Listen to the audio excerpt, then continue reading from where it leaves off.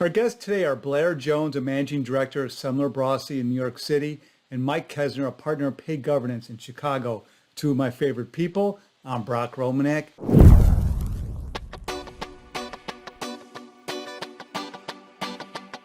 So Blair and Mike, I feel like we're getting the band back together. I'm so excited to be with you and talking about a topic I think we might have done a webcast on this the year before I left my last job, but it's such a hot topic.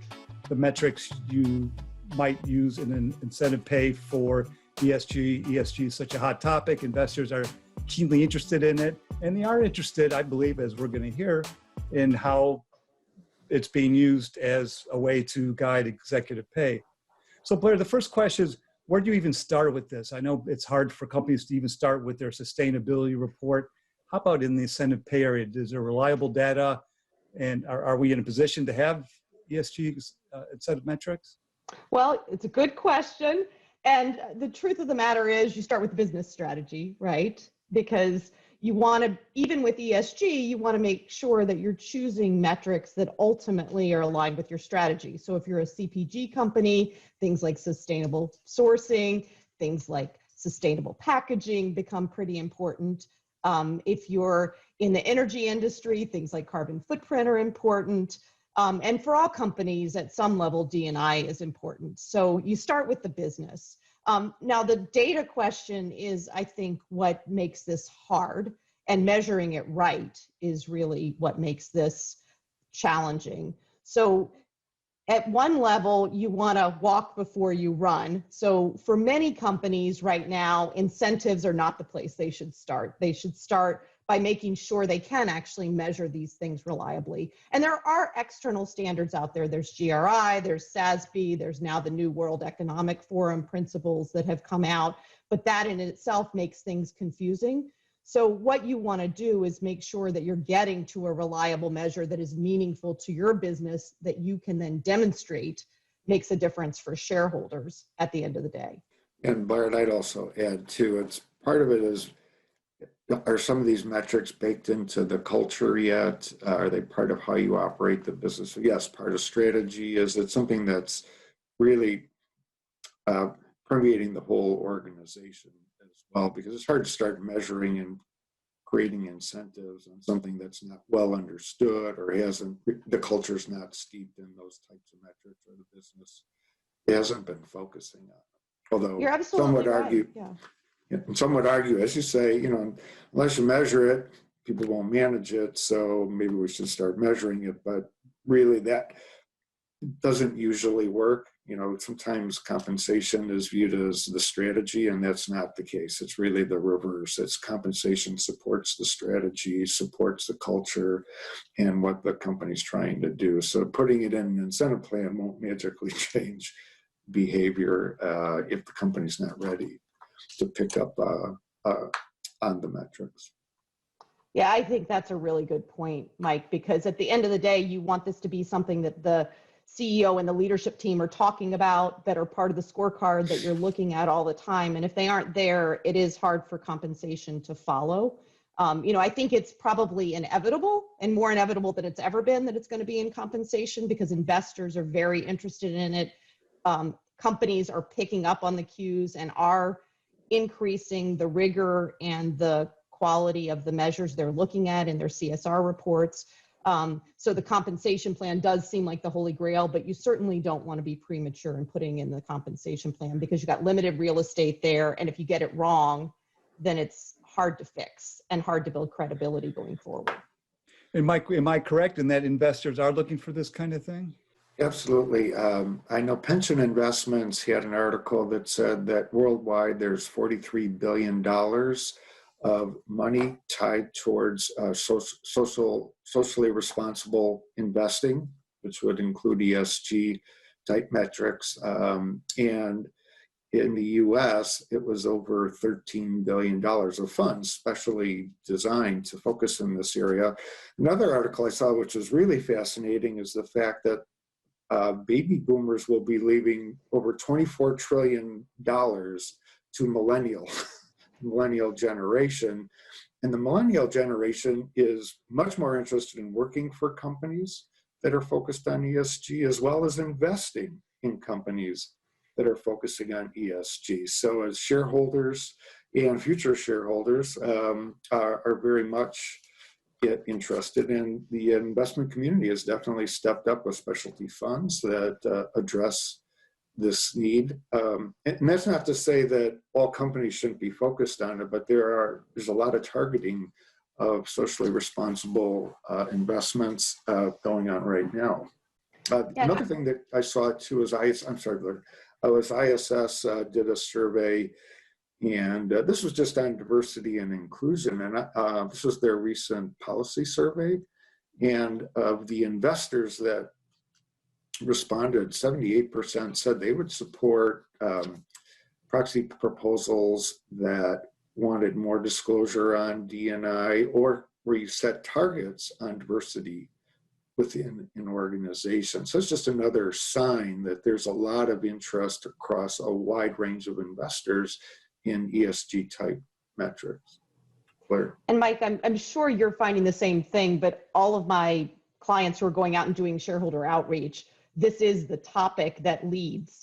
So it used to be that we were going out and talking about compensation issues, and certainly companies are still talking about compensation issues and are talking about compensation problems and talking about say on pay if they've had a say on pay issue. But the lead for all of these shareholder outreach discussions seems to be COVID, and then involving ESG metrics. Yeah, I was just going to say, it's such a relief to talk about ESG in addition to just all the COVID-related compensation issues that actually, you're right, that those have been the two topics that have taken up the most attention this year. Yeah, so whether it's about incentives or not, you just see the inevitability of this coming and eventually making its way into incentives. And then Blair, drilling down into the actual nuts and bolts of how this gets put together, are there different parties inside the company that get involved in metrics, ESG metrics? Is it still the HR department, or do they have to draw in new resources to provide additional expertise? So a lot of the parties are the same, Brock. I mean, again, you're going to start with the strategy. So that's going to be the full leadership team and your strategy group working on that. But more specifically on the metrics, most companies have a dedicated CSR, or corporate social responsibility function right now. And those individuals are getting very closely involved in choosing the metrics that make sense to be in an incentive compensation program. Now, then you need your finance people involved as well to make sure you can demonstrate that that metric can create value for shareholders, and that you can actually analytically show that and communicate that. And then, of course, legal would want to get involved to make sure that you do everything from a compliance standpoint. But it's really HR and the corporate social responsibility function now working together as the leads on the right metrics, and then using the other partners to round out the actual design. In a lot of cases, too, they'll bring in, for example, with safety, we used to bring in the safety experts to help with some of the metrics, and the same thing. And then, Mike, what about the time frame? Is this a multi-year process? I guess it depends where a company is in terms of their strategy, but overall, is it more complex than sort of what had become, I guess, rote sort of incentive? Well, it's funny. There was an article recently where a CEO said that he was getting very frustrated with his management team, and 15% of incentives were going to be based on improved diversity. So snap of the fingers, and it became part of an incentive plan. I have a client I'm working with where we're on a 1-year journey. They get very high marks right now on ESG, and it's built into the culture, but they want to make sure that they look at this carefully, because as we discussed, if they pick some sort of diversity goal, does that mean that employee engagement isn't important? Part of the problem is there's so many important metrics. Do we use a scorecard? Do we pick one metric? If one metric, is it to the exclusion of something else that's important? So they're going to take it won't take a whole year, but they're going to take a look at, as Blair said, what fits the strategy, what have they already committed to, because they've already made some commitments on the percentage of management that will be women. And so now they want to build on that and try to make sure that it all hangs together. And it's something that's measurable. And also the question, whether it should be short-term or long-term incentive plan also adds some of the complexity to the design, since setting goals for 3 years is a little trickier than setting a 1-year goal, for example. So we're going to take some time. So I think, in between the 15 seconds it took one CEO to 1 year, there's probably a lot in between. But I think a lot of companies are taking a thoughtful approach to this, and we do expect there will be an increase in the use of these metrics. And you also get mixed signals from the proxy advisory firms. I remember, I think Glass Lewis came out during the middle of the year and said maybe it's not a good time to shift off of financial goals right now because of COVID. And I think ISS has generally taken a view 20-30% on non-financial is okay, as long as you don't use that to ratchet up payments in a bad financial year. So, again, there's a lot to consider in addition to shareholder engagement and getting their feedback. So it takes some time. And it may be a situation where it's a little bit of walk before you run. In the sense of when we've looked at what people are doing currently, a lot of this is measured qualitatively. And, you can question how well those qualitative assessments are done. But to the extent you look at a scorecard of a variety of metrics and you use it perhaps as a modifier, or you use it as part of the individual adjustment, then you can work your way to that 20 or 25%. To your point, Mike, as you understand the measures better. Because one of the things I'm finding with my clients is the things that are easy to measure are not always the best measures. So you can measure, for instance, going back to diversity and inclusion, the representation numbers, but you don't know whether that's really changed the inclusion or, whether it's really changed how things are working. A lot of companies with very good representation numbers, as they start to look at their processes deeper in the organization, are finding themselves coming up short. And so really thinking about what needs to move rather than the easiest measure becomes a pretty important decision as well. Walk before you run. Some companies are actually just looking at the inputs of setting up structures and programs and education, and they're really in the early stages. So they're measuring some of the activities that are occurring as opposed to the output, which would be the actual improvements and getting a little more defined in terms of what the goals should be. So it's qualitative, but it's more input-based than output-based, because some of these things will take, diversity and inclusion is probably the best example, is probably a long time horizon for real change, for significant change. That is not something that will happen in 1, 2, even 3 years. No question. And I think as we think about investors, there are some who feel like it's urgent for it to be in the incentive program, but there are an equal number who are saying, just measure it and communicate to us where you are on the journey. Now, I think that will change, but right now there is openness to take the time to get the measures right. Yeah, and I think the SEC has helped with their new disclosure and, basically it's principles based, but basically requiring that companies disclose significant human resource policies and practices. I think companies have been a little shy to be disclosing some of those things, and hopefully we'll see a market improvement in that level of disclosure beyond how many employees we have. And if you're lucky, you might get the geography they're located in. A lot of CSR scorecards do have the diversity data, but not much in terms of the programs and policies that are driving the human resource policies. Yeah, that's a really good point. We should get a lot of feedback from those disclosures about what investors are looking for. And I think that'll be informative to companies as they try to marry what they're trying to do as a business with what's expected. And this is what the lawyers are very involved in those particular disclosures right now, discussing them, since those are now live and required. So Blair, do you have a sense if it's, are companies looking more short-term or longer-term in terms of their goals and their metrics? Well, I think in the spirit of walk before you run, companies have been more inclined to put things in the short term, more milestone oriented or more scorecard oriented. That said, if you look at Europe as an example, you see Shell Oil, who's put their net carbon footprint into their long-term incentive plan for the first time. You see Danone, who has measures of employee sustainability and also climate impact in their long-term program.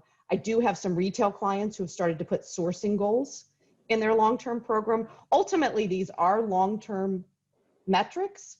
The trick with a long-term plan, of course, is that you need them to be objective. So I think it takes even more rigor around making sure that you've got an objective measure and that it can be consistently looked at over time, and that it isn't something that's going to be impacted by business restructurings and that kind of thing, so that you can get a good track record moving forward.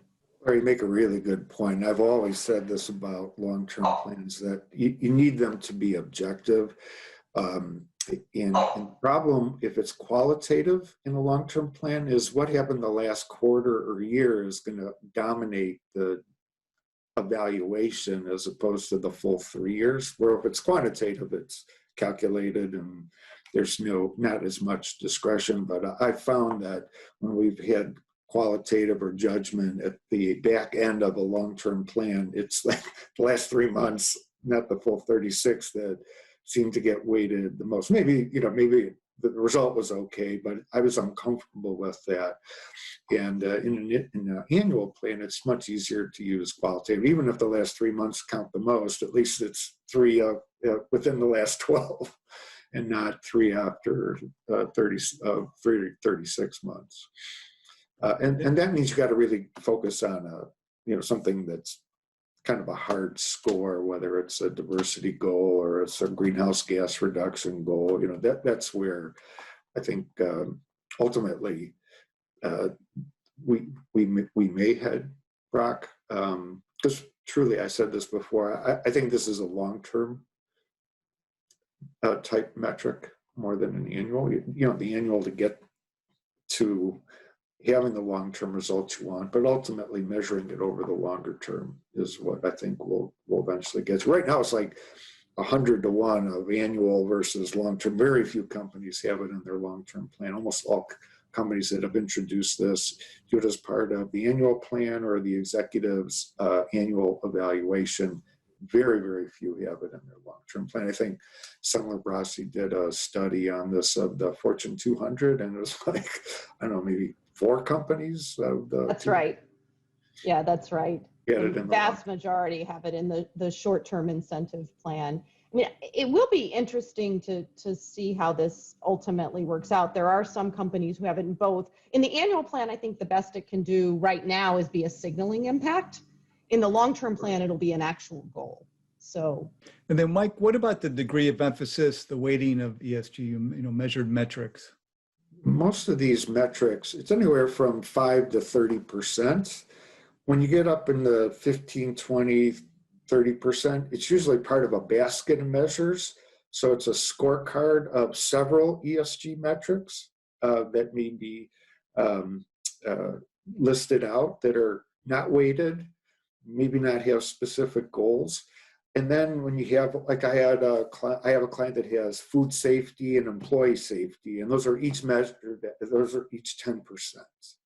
So what I found is that the more weighting it seems, the more it's the basket of measures, more qualitative than the quantitative, but it ranges in between 5 and 30. My general view is if it's less than 20%, it doesn't get quite the impact you want. In an annual plan and a long-term plan, 10%, 20% might be a lot because long-term incentives for executives in particular are so much more valuable than the annual plan, sometimes 2, 4, 5 times more. So you could have a smaller percentage. But when I see companies start weighting things 5%, it's like, is that really going to move the needle? Somebody's got a 40% target bonus. That's 2% of their salary. I'm sure they want it, but is it going to change behavior? And I worry that it also sends the wrong message. Well, it's on the scorecard, but it's really not that important. So, I just would caution companies of if if we have weighted measures, not to underweight it.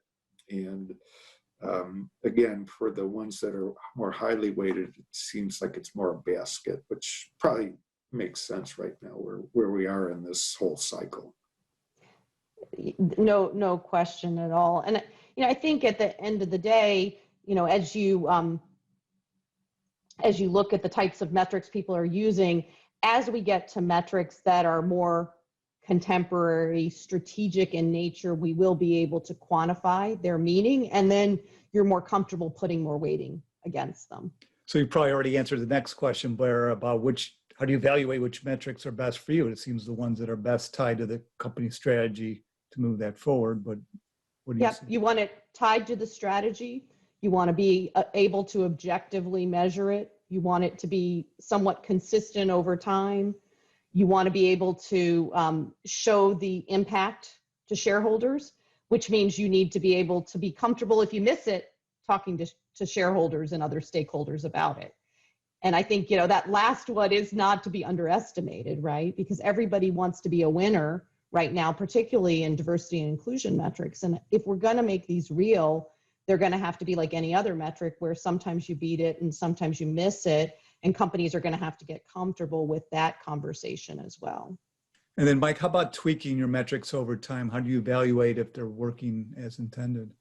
I think, again, there's going to be this natural evolution of maybe looking at inputs, then moving to more measured metrics, and then adding more weight. But, along the way, evaluating if you're getting a change in behavior, people understand the metric, people feel like they can influence the metric, do they feel that the outcomes are fair? So some of this will be iterative with the participants. It'll also be something that I think shareholders will want to weigh in on, especially in terms of how the company's rating itself versus how shareholders might feel. So I think there'll be opportunities to get input as you go along. That's why it's probably good to start slow and kind of build your way into this. So, getting more weighting, putting on more measured metrics versus qualitative metrics, but it's going to be iterative, Brock. And I think, again, does it resonate with people? Does it resonate with investors? Are we making a difference? And safety is a very good example of that. I mean, we have clients that, set safety goals, and then there's a lot of industry safety data, so then they could do relative safety comparisons. And then, it became, ingrained in the culture. It became much easier to measure, and there was no question how important safety was. And, it was easier to add more weight to it. So I see this as a similar journey, in a broader framework of ESG. Same with net promoter scores. They're smiling, the dogs are barking. In retail, just customer satisfaction, and they've gotten so much more sophisticated in evaluating the shopper experience. And so it makes it easier to put weight on it. It's easier to demonstrate to employees how they can actually influence it by store, by region, by the types of behavior changes that occur in a store. So Blair, this disclosure is not just a proxy thing. There's E&S reports, there's employee communications. How do these ESG metrics for pay find themselves into those other methods of disclosure, or do they? So it feels like a missed opportunity if you don't integrate the two. I mean, if you're using those reports, whether it's your CSR report or your website, to communicate what's important to you, it puts an extra underscore about the importance if you say you've linked it to your compensation program. The other place that I've seen, not just ESG metrics, but other metrics used to great effect is when the CEO does the investor day and they talk about these are our metrics, and you can directly see them in our compensation program. And I think that's another opportunity from an external standpoint to emphasize that these metrics are important, you're committed to it. In fact, you're putting your money where your mouth is. And I've seen some companies now start to disclose in the CDNA, how we evaluate overall company performance. So even though it's not in our metrics, they talk about a whole host of things that are looked at. They refer to the CSR report. They might even bring in some of the data into the CDNA because, there's maybe different readers between the 10K and the CSR report and the proxy. And so this way you cover all your bases, hit all your major audiences. There's no question. And some things are going to be more accessible than others to individuals. You just want to make sure you're consistent across all of those. But really, it does show a true commitment when you put things in compensation, given the limited real estate that you have. Well, this will be a topic that only grows in importance over time. So thank you so much for your expertise. And it's great to see you again, Blair and Mike. Yes, great to see you. Great to see you, and congratulations on your new gig. You too.